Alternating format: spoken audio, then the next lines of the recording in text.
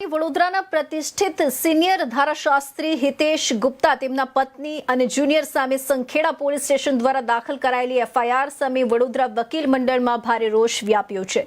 વકીલ મંડળના પ્રતિનિધિઓ અને ગુજરાત બાર કાઉન્સિલના સભ્યોએ પોલીસ તંત્ર સામે ગંભીર આક્ષેપો કર્યા છે। વકીલોનો આક્ષેપ છે કે છોટાઉદેપુર એસપી, ડીવાયએસપી અને પીઆઈ દ્વારા કોઈ પણ પ્રાથમિક તપાસ કર્યા વગર અંગત દુશ્મનાવટ રાખીને આ ખોટી ફરિયાદ નોંધવામાં આવી છે।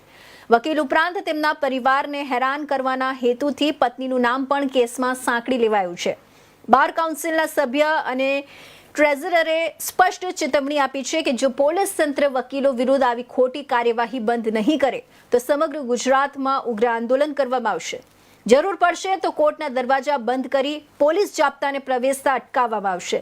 વકીલ મંડળે પોતાના સાથી વકીલની પડખે મક્કમતાથી ઊભા રહેવાની જાહેરાત કરી છે।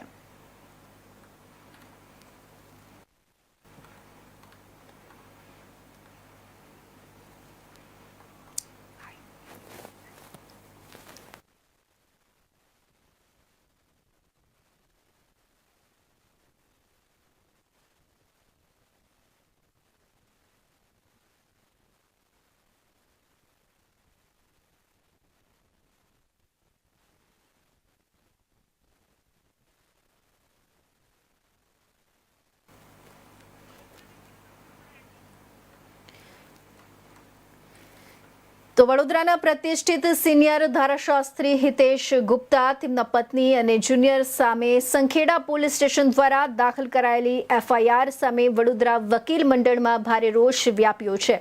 વકીલ મંડળના પ્રતિનિધિઓ અને ગુજરાત બાર કાઉન્સિલના સભ્યોએ પોલીસ તંત્ર સામે ગંભીર આક્ષેપો કર્યા છે। વકીલોનો આક્ષેપ છે કે છોટાઉદેપુર એસપી, ડીવાયએસપી અને પીઆઈ દ્વારા કોઈ પણ પ્રાથમિક તપાસ કર્યા વગર અંગત દુશ્મનાવટ રાખીને આ ખોટી ફરિયાદ નોંધવામાં આવી છે।